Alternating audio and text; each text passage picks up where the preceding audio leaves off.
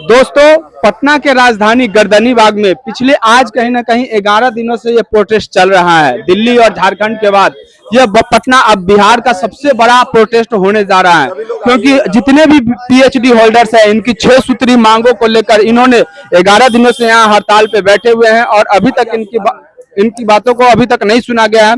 तो चलिए इनसे बातें करने का कोशिश करते हैं कि आखिर ये 6 सूत्री मांगे इनकी है क्या। क्या नाम हुआ मैम आपका? हेलो मेरा नाम हेलो हुआ डॉक्टर हेलो कुमारी। कहाँ से हुए मैम आप? मैं पटना से ही हूँ, पर मेरी शिक्षा जेएनयू और दिल्ली विश्वविद्यालय से है। 6 सूत्री मांग जो है मैम, क्या है 6 सूत्री मांग आप लोग की? देखिए, पिछले 11 दिनों से बार बार वही चीज चला रहे हैं। 6 सूत्री मांगे, 6 सूत्री मांगे, बहुत बार बोल चुके हैं। फिर भी मैं संक्षिप्त में बताती हूँ आपको कि पहला तो है यूजीसी रेगुलेशन 2018 टेबल 3A को लागू किया जाए। दूसरा है उम्र सीमा को जो 55 वर्ष पहले थी उसको 45 वर्ष कर दी गई, घटाकर उसको वापस से 55 कर दिया जाए। क्यों किया गया है मुझे नहीं समझ में आ रहा। क्या जरूरत है 43 वर्ष करने की? और घटा दिया गया है। जी बिल्कुल, 10 साल नहीं सर, 55 से 43, 12 साल। 12 साल।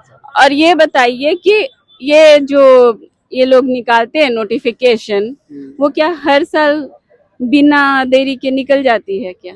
नहीं, वो तो बिहार में अगर समय से निकल जाए तो फिर बिहार बिल्कुल हमें बोलना छोड़ना पड़ेगा कि बिहार है, इसीलिए तो हम फेमस है। बिल्कुल बिल्कुल। यहाँ का ना सेशन टाइम से होता है, ना नोटिफिकेशन टाइम से होता है, ना कुछ टाइम से होता है। और कोई भी चीज आता है तो और अचानक आता है जिसका लोग कल्पना नहीं किए होते हैं। हाँ बिल्कुल, जैसे कि आ गया कॉन्ट्रेक्चुअल बहाली, कितनी तेजी दिखाई गई, आ गया भी, हो भी गया, सब कुछ निपटा दिया आयोग ने।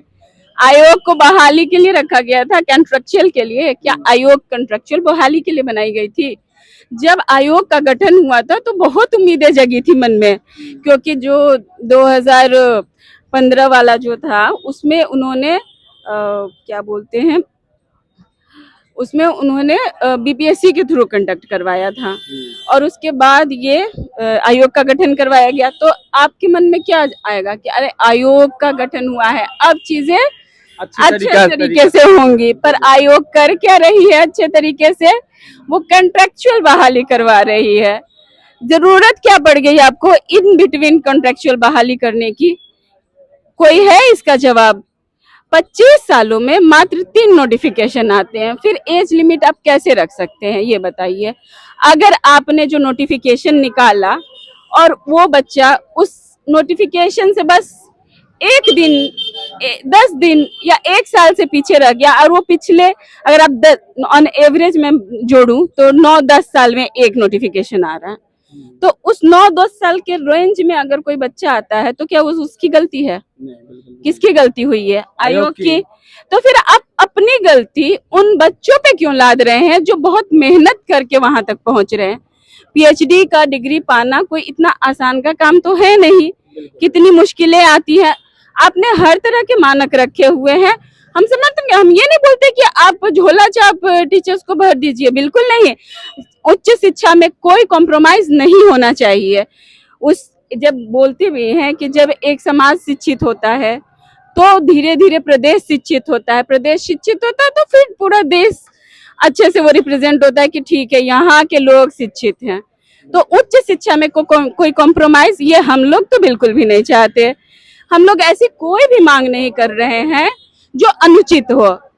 हम लोग सिर्फ वही मांगे कर रहे हैं जिससे शिक्षा व्यवस्था पे लोगों का विश्वास बना रहे। ये तो सरकार के लिए हम कर रहे हैं। अगर ये सरकार काम करती है तो उन्हीं का नाम होगा, उन्हीं को लोग सपोर्ट करेंगे।